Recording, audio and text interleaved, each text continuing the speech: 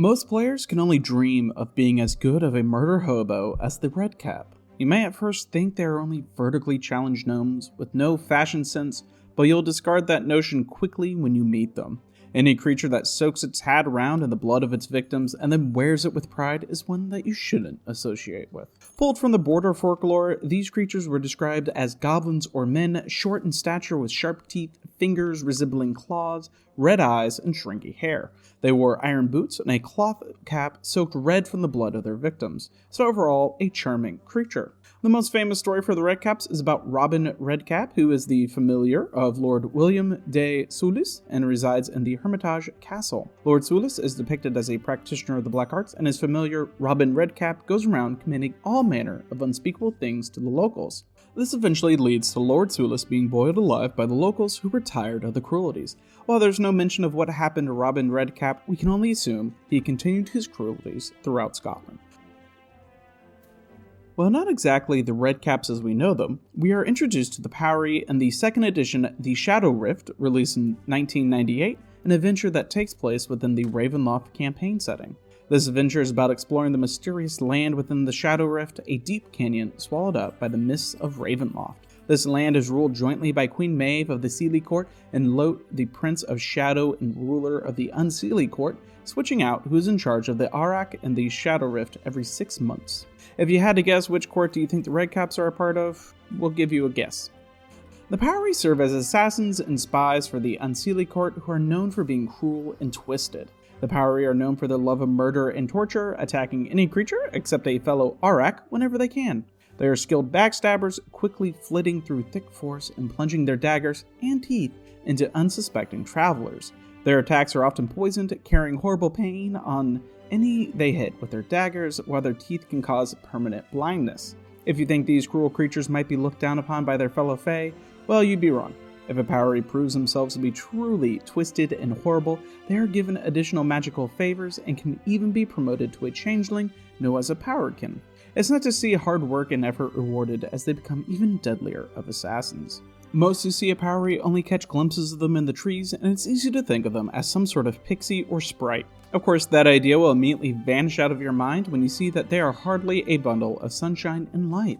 The Powery's demeanor is downright horrifying and is incredibly offensive and rude to everyone, including its allies.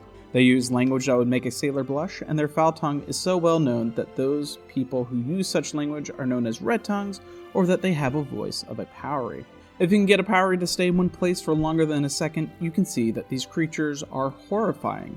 They have sharp, jagged teeth, the wings of a wasp, the eyes of a snake, and sinister beards. Their wardrobe builds upon this image, as their tunics and murder sashes are a dark crimson, and their hats are stained in the dark red blood of their victims. Why do we call them murder sashes? Well, the Powery uses these long sashes as garrots to strangle their victims, and we can only assume the Powery slit the victim's throat afterward and roll their hat around in the victim's blood. These creatures are quite devious and, if the wasp wings didn't tip you off, like to disguise themselves as stinging, flying insects. They can transform into red wasps, hornets, and other annoying insects that cause us to scream and freak out when it shoots too close to our heads. The Powery can maintain this state for a total of 3 hours a day, and can freely change back and forth between their shapes until they hit their limit.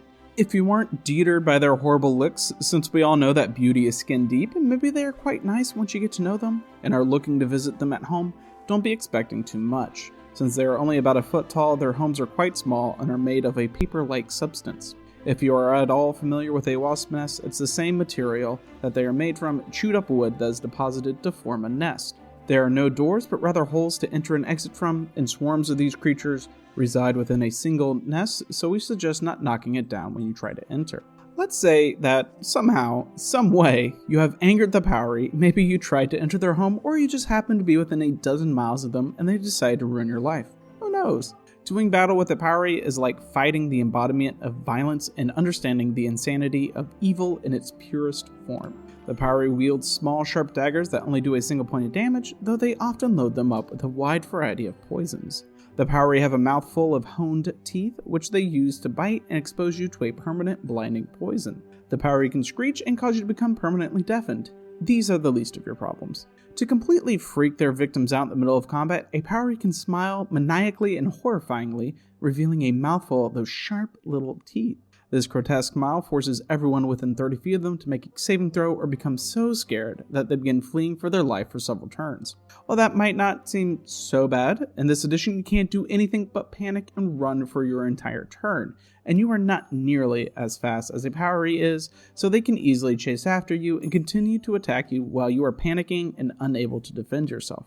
If you are capable of fighting back, you better have a powerful shiny weapon when you do. Only weapons made of platinum or those of +3 or greater enchantment have any effect on the Powery. Not only are they immune to attacks from lesser weapons, but they are also immune to all weapons made of steel as well as lightning or electricity-based attacks. Your best bet is to lure the Powery out of the darkness and into the sunlight, since direct exposure to the light will burn their skin and do 1 point of damage per round, no matter if they are in Powery or annoying insect form. Hopefully it's not a rainy day when you do this, as the cloud cover will reduce this damage to 1 point per turn. It's not much, but a point of damage is better than nothing, especially when you are blinded, deafened, and panic running through a forest infested with these horrible sprites. The Redcap finally has its true debut in 3rd edition Monster Manual 3, released in 2004, where it isn't quite as horrible as before, but we still wouldn't want to run into one. Its opening description sets the tone for this frightening creature, stating that they appear as old men that stand 3 to 4 feet tall with thick leathery skin and a blood-soaked red hat. They wear heavy iron boots and wield a comically oversized scythe, with the cherry on top being their horrible, tooth-filled grin. You can easily stumble across these creatures in abandoned castles and towers where a tragic event has occurred, most likely them slaughtering the previous occupants. The Redcap decorates their new home for the long haul when it moves in, since it is quite hard to kill, what with its natural strength, immunities, and desire to kill everything it comes across. A Redcap can only live for up to 150 years, but given their lifestyle of violence, few survive to die of old age. It's difficult trying to keep your hat coated in fresh blood, and eventually a Redcap is going to face something scarier than them, like a murder hobo. If you do happen to run into a Redcap, it won't be alone, since they like to live in small groups. You might be tipped off as you can hear lots of yelling and arguing in either Common or Sylvan, as they speak both languages. There's always infighting amongst themselves, usually ending in the spilling of blood and the death of one of its members, but they can be bullied by elder Redcaps who can bring their strength down on the others, forcing them into some semblance of order. Elder Redcaps are powerful individuals who help guide their clan of horrible murderers and plan out raids and attacks. If they don't have an Elder Redcap, then they'll end up killing their own, as some disagreements can only be solved with kicks from iron boots and swinging scythes. When a Redcap kills a fellow Redcap versus killing you, the only difference is that it will never dip its hat around in the dead Redcap's blood. They may have no problem killing one of their own, but there's a superstition among their race that a horrible curse will befall them if they freshen up their hat in a fellow Redcap's blood. This is only one of the many superstitions that permeate Redcap society. Flowing water is thought to contain water spirits that can snatch your souls. Even numbers are horrible, and they only travel in odd number groups and carry odd number coins. When they do worship a divine entity, it's Irathanol, the god of slaughter. If you're wondering just how exactly these creatures have been able to continue their species when all they do is murder and kill, well, they have a unique relationship with their children. Redcaps are asexual creatures and only reproduce through budding, each doing so 1 to 2 times in their lifetime. When a Redcap is budding, it means that they grow a lump on their back that makes them appear like a hunchback. After a few months, that lump simply falls off them. The lump then sprouts a head and appendages before we guess they are given a scythe and iron boots. The baby Redcap is basically just a miniature Redcap, though they'll reach full size within a year if they survive that long, and we assume they'll find a cap to stick on their head soon. If you are attacked by these creatures, who like to ambush creatures during dinner or when the sun is just beginning to set so they can take advantage of their low light vision, get ready for a lot of pain. They start by using their slings, which magically transforms any stones they shoot out of them into Eldritch stones that gain a bonus to their attack rolls and allows them to deal 1d6 bludgeoning damage instead of only 1d4 bludgeoning, as typical for a sling. Once they decide you are properly battered, they'll charge in with their sickles and begin swinging around recklessly. They have a feat known as Power Attack that allows them to take a penalty to their attack roll but deal extra damage, which is a favorite tactic that a Redcap defaults to. If you somehow defeat a Redcap and are still alive yourself, then when they die, their body disappears with only a single tooth left in their place. There isn't any explanation why they turned into a tooth, but if you decide to wear it, you get a bonus to charisma checks when interacting with the Fae, probably because they hate these redcaps just as much as anyone else, and anyone capable of bringing down a redcap and proudly displaying their tooth is probably just as much a murder hobo as a redcap. The redcaps get a new name, the Spriggan, and appear in the 4th edition Monster Manual 2, released in 2009. There are 4 different types of Spriggans, and as a race, they're described as gnomes transformed by Fomorian magic that corrupted them into malevolent monsters. In fact, gnomes were once the slaves of Fomorians, grotesque giants, and those that were unable to flee the Feywild and escape became the Spriggan. The Spriggan wandered the Feywild, soaking their hats in the blood of their victims, rejoicing in violence, and acting as spies and scouts for Fomorians in evil Eladrin.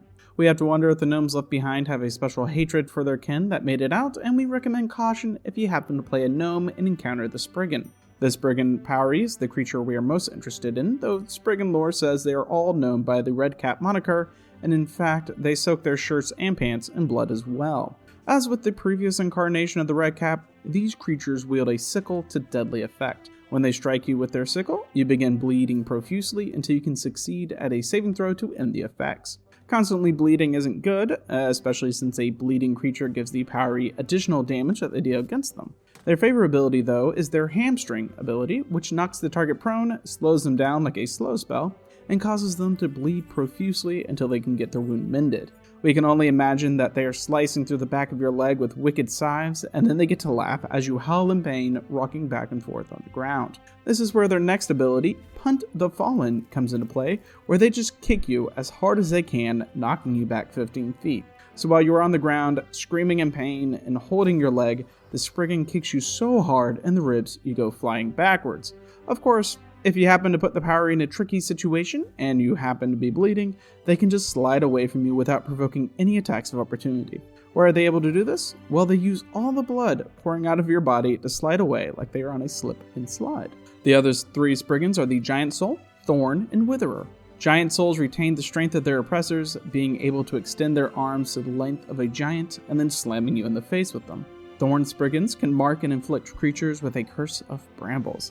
That seems pretty vague, but what you need to know is that you can end up in a thick patch of twisted vines with thorns if you aren't careful. The Witherer controls the weather and can scorch you with the power of the sun or blow you away with gusts of wind. What unites all of these Spriggans is their Redcap Zeal trait, which grants them additional damage when they first reduce someone to half their hit points, or when they manage to reduce you or your friend to 0 hit points. Sadly, little else is revealed about these horrible gnome-sized murderers. They have very few allies, probably because they get a bit violent and get blood everywhere, but evil Eldrin, Fomorians, and others are willing to put up with them. They have their uses and are excellent raiders who pillage across the Feywild and the material world searching for food, riches, and creatures to slaughter and rub their clothes in the victim's blood. 5th edition, Volo's Guide to Monsters, released in 2016, brings us the Redcap in its latest form. They are back to being Fey creatures, retaining their incredible strength from the previous edition, and their insatiable lust for blood remains the same. They will do just about anything to shed yours, especially if it involves killing you. This edition also provides some new lore that is actually an improvement on what has come before. Redcaps aren't natural creatures that frolic through fields and forests. Instead, they are only born when there is a horrific murder. In the Feywild, or on the borders of the Feywild where its influence touches into the material world, Redcaps can appear in the blood marks of a victim who is brutally murdered by someone overcome with an intense desire for violence and death. Tiny blood-stained mushroom caps will appear. The number of mushrooms is based on how violent and intense the death was, as well as how much blood was spilled. Once moonlight shines down on these mushroom caps, a fully grown baby redcap bursts from the ground and is ready to just murder. They are already fully equipped with a leather-pointed cap soaked in blood, heavy iron boots, their heavy scythe, and innate hunger for carnage. We can imagine the shock a person must feel when they are strolling along in the midsummer night's moonlight, only to see an old miniature gnome with a blood-soaked hat, sickle, and iron boots emerge from the soil. And then their shock when those blood-soaked gnomes begin chasing after them while screaming about swimming in their blood. Let's say you are those poor people who decide to take a walk at a crime scene under the moonlight for a romantic date. What exactly do you have to expect?